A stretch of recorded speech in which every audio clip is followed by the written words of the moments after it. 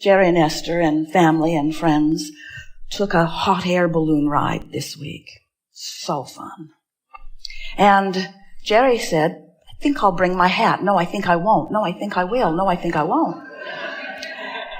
And Kevin said, I'm not going to bring my hat because I don't want it to blow away. And then Jerry said, well, let's be logical about this. If we are in the balloon and the balloon is moving with the wind, then we should feel no wind. And sure enough, when you move with the current, you don't feel the resistance that you feel when you don't move with the current. Such an interesting, peaceful experience to be really floating relatively quickly in a current of wind where you are one with the wind. Such a nice thing.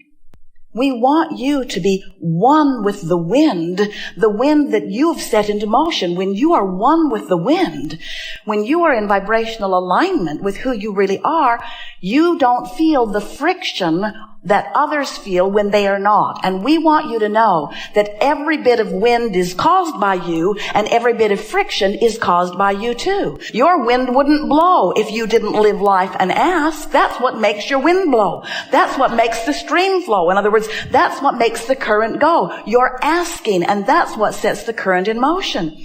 But when you ask and then you say, oh, well, but I can't, don't know, what may be wrong,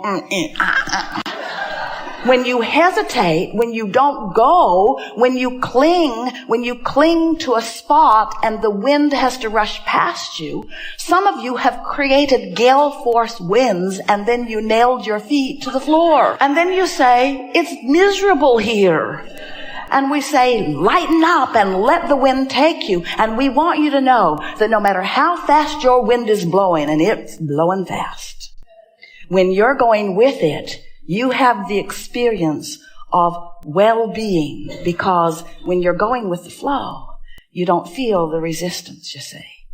And others who will watch you will say, oh man, look at that guy go. He must be a maniac. I would never want to go that fast. And we say, yes, he would. He wants to go that fast. He just doesn't want the current from within to be pulling him when he's not ready, you see. You can't not make the wind go. You can't hold back. You can't listen to us and then say, well, I'm going to make very sure that my wind never blows again. I'm just going to hold my thoughts in. We say, you cannot stop sifting through life and setting that into motion. You can't stop that. You have only one choice if you are to live the deliberate, joyful life that you came to live. And that is, you've got to go with this flow. You have to. You have to go with it. Well, let us put that a different way. You're going. You're going. The question is, are you going willingly? Or are you holding back?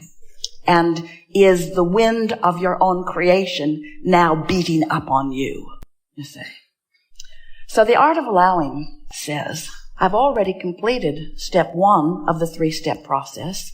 I've sifted through the contrast and I have asked. I've launched the rocket. And step 2 is Source is answering that. Source has become it. Source stands in your vortex of creation, having become and having assembled all of the cooperative components. So step 1 and 2 have already been completed with your help, but not by your deliberate attention. In other words, you can't help but ask, and Source will answer every single time. That would be a really good title for a book. But where you come in, and what this workshop really is all about, is you've got to find a way to be more consistently a vibrational match to what you've already set into motion. And the only way that you can do that is first acknowledge that this vortex exists and that it is real time and that everything that you are and everything that you want is already spinning there and is calling you toward it. And if you can accept that, then the next thing, the only other thing that you've got to gather from this seminar that will take you to whatever heights you want to go is you have to decide that you're going to go with the flow, which means you have to let loose of the thoughts and ideas and opinions and attitudes that hold you back from this fast-moving energy that really represents who you are. You cannot harbor ill will toward others and go with the flow. You can't be unhappy with yourself. You can't stand and look at yourself in a mirror and cast negative judgment on what you see and go with the flow. You can't lament things. You can't be repentant. You can't even be in the state of forgiving and go with the flow, because when you are attempting your forgiveness, you are focused upon the slight that you are trying to overcome. In other words, this business of letting go means pure thought. It means thoughts of love. It means thoughts of life. It means thoughts of absence of resistance. It means being up to speed with who you really are. And what we want you to understand is that once you get into this vortex and you feel the frequency of it, you feel the homecoming of it, you feel the comfort of it, you feel the sureness of it and the rightness of it, and you deliberately hover there with the intention of feeling it and recognizing it and knowing it, so that you'll know when you're not there and you'll know when you are there. That's the first important step to understanding this vortex and being the pure, resistant-free, deliberate creator that you were born to be. We've written so many books and we've offered so many processes, and every process is about getting into the vortex, because every process is about releasing resistance. And we recognize that sometimes you're in a very uncomfortable place, and when we say cheer up, you just like to punch our lights out. In other words, nothing is more disturbing than to know what you want and not be anywhere near it and have someone saying, well, it's just over there, go over there. It's over there, just go get it. What's wrong with you? Go over there. Because if you could, you would, is what you want to say. Do you think that I like being here with not enough money? Do you think I like being here in this body that isn't working well? Do you think I like being here in this empty bed? Do you think I like being here where I'm absent of so many things that I want? That's what your feedback often is. And we understand that sometimes you just can't seem to get there from there. Sometimes you'll have a conversation with someone, we know you have, where you have something very clear that you would like to say. Even Jerry and Esther, as aligned as they are, occasionally will have a situation where they see it differently.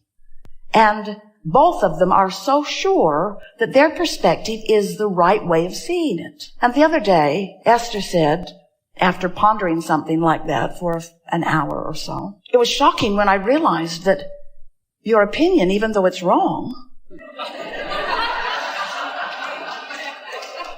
is valid. In other words, you have as much right to your wrong opinion as I have to my right opinion. And Jerry looked at her as if to say, I don't think you've made any progress yet. But it was a good first step. In other words, acknowledging that what Esther was acknowledging in that moment is that she could not, we'll tell you what happened. So, they were driving to meet friends for dinner. And they had a specific time to meet. And they left with plenty of time, and Esther programmed the navigational system, and Esther's driving, and off they go. And when Jerry realized that they had more time than they really needed, he pulled a premeditated piece of paper out of his pocket, which he had not revealed to Esther before, that he would like to stop by this address because it was the house that he lived in when he was born. And Esther felt hesitation about it because she thought she had planned their timing exactly right for any eventuality and did not want to be late. And Jerry, who likes to use up every possible moment that can be used, thought that they should cram this in. And so Esther said, I don't think so, because I would have to redo this navigational thing, and it might take us off in the wrong place, and who knows what traffic's going to be. And Jerry said, okay, and he put it back in his pocket. And then Esther thought, I don't know why I'm making such a big thing about this. We probably do have plenty of time. So she said, what is the address? And he gave it to her, and she programmed it in. So they went down, they took the street, they were right in downtown San Diego, And they drove to where the house was, and it was so fun to see the neighborhood. And Esther looks at the navigational system, and she realizes that they have 12 minutes to make it and only 3 miles to go. And so she's completely at ease. She knows that they are going to make their way there comfortably, meandering through the streets of San Diego. And so Esther has put out of her head, this is Esther's version, Esther has put out of her head any worry about being there on time. So they're going along, and Esther is hitting every single light, just barely, but she's in the flow. Every light is turning green. And Jerry is wondering why she doesn't speed up a little bit, because she's barely making every single light. But Esther is not aware of what Jerry is thinking. She's just in the flow and feeling great, and they get there and they have a wonderful dinner with their friends, and then their friends begin talking about their relationship. And then Jerry, with a grin on his face, pipes in, "Yeah, well, Esther deliberately tries to miss lights in order to make her point."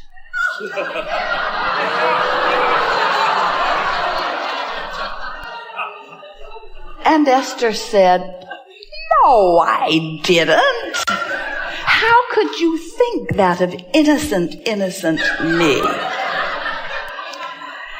Well, we've told enough stories about Esther rather being right than feeling good that it's easy to understand why Jerry might be suspicious of her motives. But here is the point that we are wanting to make with this experience.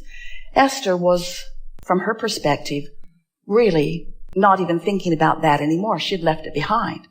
Jerry was still worried that he was going to make Esther late. And so he was seeing the exact thing from one perspective, and Esther was seeing the exact thing from another perspective. And Esther realized, she tried to explain, and they were all laughing about it, and Jerry was really playing with her more than anything else. But Esther realized that she could talk until she was blue in the face. She could talk. She could write a book about it. It's not worth it. Don't do it.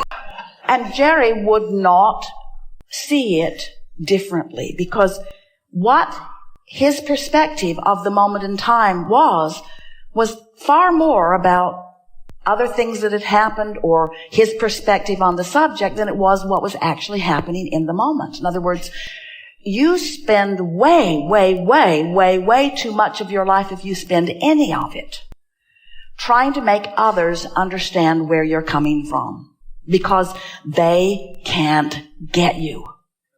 And it's such an interesting thing. In other words, there are no two people who like each other more than these two.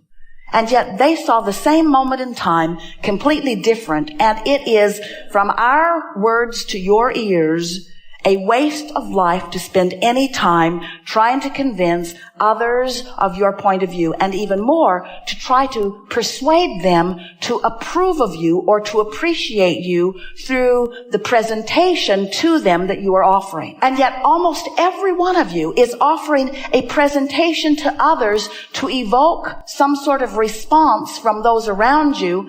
Now, pleasing others, we're not against it. We're not saying that you shouldn't be nice to live with and that sort of thing. But when you care more about the perspective that those that you walk around in human form with, you care more about their perspective than you do about your alignment with who you are, you're letting them and you're letting yourself train yourself away from your guidance system. In other words, it gets off immediately. So think about it. So after the fact, if Esther had come away from that dinner conversation more convinced than ever that she has to really convey to Jerry what she's feeling in every moment in time, we say, what an awkward, bulky, potentially unpleasant relationship that would become. To be rationalizing and defending and justifying your every motive and move, where when you know who you are and you know what you meant and you know how you feel, let that be enough. And let it not matter if one other person gets you at all. Because ultimately, if you consistently go with the flow of your vortex and align with who you are, if you ultimately sync up with the whole of who you are, you will begin radiating such a consistent vibration of love and well-being that in time, anyone who's in the vicinity of you will get you, and anyone who's not in the vicinity of you won't get you, but they weren't going to get you anyway.